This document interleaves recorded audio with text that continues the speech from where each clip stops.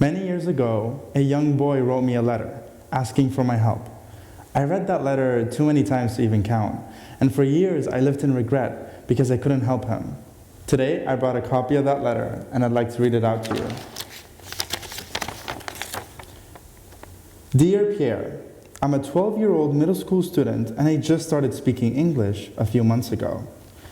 It's very difficult for me to write this letter, but my teacher, Miss Jessie, is helping me. My family just moved here because my parents want a better life for my sister and I. I'm struggling to fit in, and some kids at school make fun of my broken English. I wish to be happy and successful like you one day. Please, help me. Truth is, I'm not supposed to be here either. I myself was born in Syria, in a coastal city on the Mediterranean Sea called Latakia. If you were to look at my life as a mathematical equation, the probability of a Syrian boy ending up here on a TEDx stage would be very unlikely.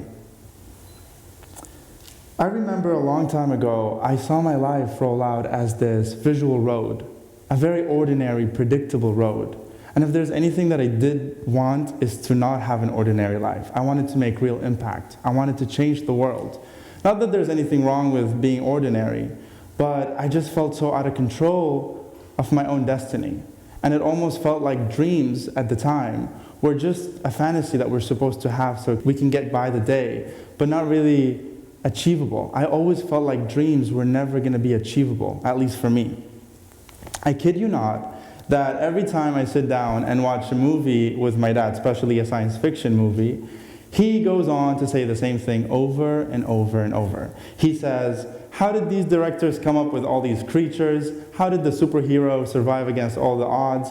And one thing that he continues on to say is that our brains are incapable of thinking or imagining something that hasn't either happened, is happening currently in the present day with or without our knowledge, or will happen one day in the future. And for some, that idea might be very far-fetched and out of proportion, but it really begs the question, is there a limit to what's possible? When we're young, we probably all got asked the same question. What do you want to be when you grow older? But as we actually grow older, we become so focused on paying our bills, pleasing society, and fitting in our expected roles that we slowly begin to minimize our childhood aspirations and almost live in a world that is less magical. We spectate successes on television, and then we begin to look at them and idolize them as our goal. We look at that Oscar win, or we look at that soccer goal that determined who won the World Cup, and we say, I want that. But we don't look enough behind the scenes, the methodology and the hard work. We don't fall in love with the process. And now we have a society without a realistic compass of accomplishing success. All of this begs one question. Could we truly accomplish our wildest dreams? Could we make the impossible possible? For some, they might say no. For others, they might say yes. I've developed two methods during my journey that I believe will work to accomplish anything you set out to do. The first method being the sequential pyramid method. I want you to think about a traditional pyramid with a twist. The sequential pyramid method is actually consisting of small blocks that represent mini goals, once accomplished, lead to one another in a sequential manner, and therefore leading you to the peak of your pyramid, which represents your ultimate goal. The second one, which complements the pyramid, is the incremental microsteps method. This is Arianna Huffington's infamous method, which consists of small science-backed actions that you can take every day that make small and big changes to your life, immediate and long-term changes to your life. So I want you to think about you wanting to do 100 push-ups a day. Let's say you're not a superhero and you want to go from doing 0 push-ups to 100 push-ups a day. A lot of people might tell you that you're not able to do it, and for most, it's true. And others might tell you, why don't you do 25 today, tomorrow you do 50, the next day you do 75, and then 100. Well, microsteps are even further than that. Microsteps consist of doing 1 push-up today, 2 push-ups tomorrow, 3 the day after, 4 the day after, and so on. And that is because these goals are so small that if we fail at them, we don't feel that guilt that we usually feel when we fail at bigger goals, but also they're so small that they motivate us to keep going.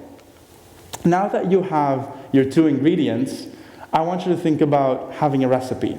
A lot of people Google how to become rich. Or what is the recipe for success?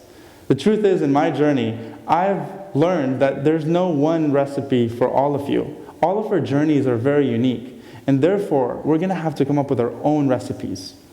Now, for context, I want you to think about a cake. Let's say we're baking a cake, and I bring you all the ingredients, and I put them right in front of you. And then I tell you, bake a cake. Will you be able to? No. And it's because of this. You need the right proportions. You need the right ratios of milk and sugar and whatever you need to make a cake to be able to do it. Because otherwise, your cake is going to look like this. And you don't want that. Now, that can tell us a lot about our journeys. It can tell us a lot about how we always look at other people's morning routines and we say, I want to do that. I'm going to wake up in the morning, I'm going to do my routine and my journaling, and we think that's how we're going to be successful. But the truth is, your journey is so unique to you that you need to take these methods and make them work for your own self. Now, the success-driven society that I mentioned earlier presents a lot of problems for us. And one of the problems is it sets us up for failure. And the way it does that is by all these illusions. We look at all these success stories and we say, a successful story is one that is clean, organized, fun, happy. And again, that sets us up for failure because we're not understanding that a really successful journey consists of a lot of failures. We become so impatient that every time something goes bad, we say, I don't want to do this. I give up. I don't want to do this. Because again, we're not falling in love with the journey. We're not falling in love with failing and trying again. Consistency is incredibly important. And I'm going to tell you why.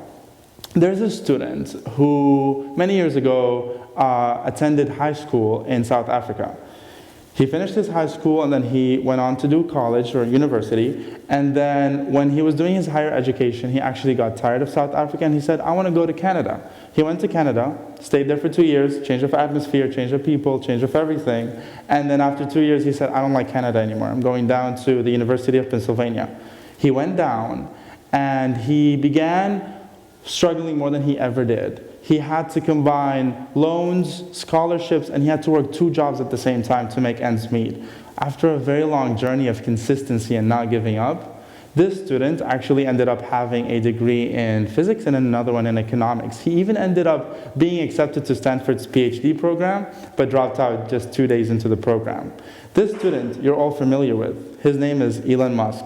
And in late 2021, he was actually named by Forbes to not only be the richest man in the world, but also to be the first man in history to get to the $300 billion net worth mark. And that can tell you a lot about being consistent, looking at the long-term goals rather than the short-term, not giving up and falling in love with the journey.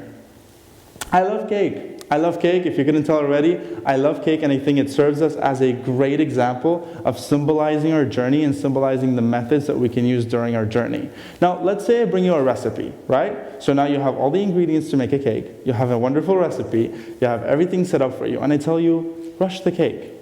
I tell you, we're in a hurry. Bake the cake twice as fast. Could you do that? Yeah, of course you could. You could put the heat on high, and then you'll have a beautiful cake on the outside, but the inside will look like soup. And that, again, can tell us a lot about how we need to be patient with our journey. First, you need to plan ahead. Second, you need to be very, very consistent. But third, you need to have patience. Lots of patience. I remember when I was younger, I had a lot of good days, but even more bad days than good days. And something that would keep me going through my bad days is that fire inside me that would just not stop on dreaming. I remember I used to stay up all night and dream about how I'm going to change the world, and how I'm going to have impact, how I'm going to truly make a difference in my lifetime.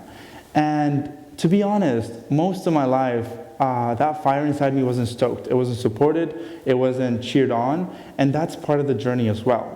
Not being able to be supported in your times that you need the most support. So I was a young dreamer, and I remember that I wanted to make a change, but that change just didn't come until 2017. I remember in 2017 I was very lost. I had a good professional life, but I really wanted to make a change. I just didn't know how. So we were going, my friends and I was just 18 at the time, and we were flying into the United States. I remember at Miami International Airport, just 2 minutes in, after landing and going down through, the bridge, I actually was detained by immigration. And I was stopped for around 4.5 hours at age 18, put in a small room, they call it secondary, and then I was questioned by 2 officers. And the first question that they dared to ask me is, are you or is anyone in your family a terrorist? And at that time, I've already felt very lost. I've already felt very excluded from society for so many reasons. But when I was asked that question, I remember that moment where I literally got out of my body and said to myself, you're even more of an outsider than you ever imagined. And that day really changed me, because I didn't want people that looked like me in the future to struggle the same struggles that I did. I didn't want people that looked like me, or be it anyone that looks different from what's considered traditional or mainstream, to struggle. And so I wanted to make a difference. But how can an 18-year-old immigrant change America? So I went on to this journey, and I wanted to begin the journey for recognition by having the month of April recognized as the National Arab American Heritage Month. But I struggled with the idea, how do I make that happen? You see, the greatest ideas in the world have no blueprint yet.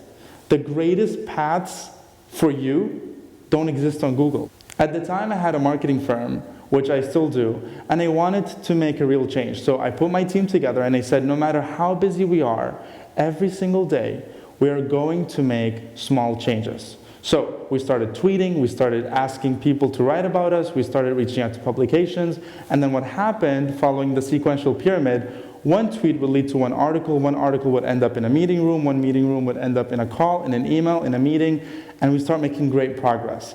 But just like every good Disney movie, when the journey is going super, super good, something really bad happens.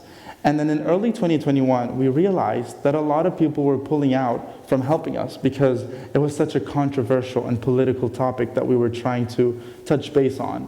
And so what we did then, I said, why can we as a marketing firm market and advertise all these products, but we can't advertise social change, social impact? So what we decided to do is we decided to actually go on a mission and have 250 billboards across the United States showcasing the Middle Eastern heritage and the Middle Eastern culture, which consisted of, we have a lot more to offer than the news headlines you see. We have hummus, belly dancing, shawarma, and a lot more. And so we took that as our core, and we kept going with those microsteps every single day until earlier this year. We were able to get the White House, the U.S. Department of State, and the U.S. Department of Homeland Security to recognize April as the National Arab American Heritage Month. And yes, that's a great first start to this journey, but what this journey taught us is the moment that we finished this first step, we realized that this small goal, which was big but then became small, shows us a lot more that we can do. The moment we reached that goal, we said, now we have another goal. Just like we could help one culture, one section of the world be more inclusive in a little step, now we can do this for everyone else. So again, smaller goals often lead you to the bigger picture. And then you look back at your life and all these big goals you had when you were a child almost seem so easy. Oftentimes, we look at these inspiring stories and we look at these movies and we say, what a wonderful, inspiring story, but I'll never have one. We almost have a way of realizing, oh, this is cool, but then not making any connection with that story. And that is wrong. Because if you'd put me next to Elon Musk, you'd notice that one of us has a space company and the other one doesn't. But you'd also notice one common denominator. And that common denominator is that we both carved out new paths that didn't exist before us. Paths that are just as valuable and valid as every other path that came before us. And that can tell you that the blueprint to your next dream or to your next journey does not exist. You need to come up with your own ways. You need to plan ahead. You need to be consistent. And most important, you need to be very, very patient. I would like to speak back to that young boy. I'd like to have some closure. I would like to write back to him. So let's go on and do that. I want to say, dear little Pierre, I apologize for not getting back to you earlier, but I didn't know how to help you until today. I'm actually the 23-year-old version of you. And I'm on stage right now with a very cool audience. I promise you that you are right where you belong. Do not fight change. In fact, embrace it, as it will shape the best and most resilient parts of you. Those classmates that make fun of your broken English, believe me, they will become your best friends.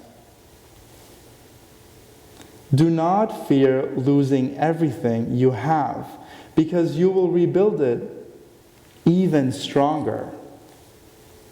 You are capable of achieving your wildest dreams. Just remember to plan ahead, be consistent, and have patience. Lots of it. Yours truly, Pierre from the future. Thank you.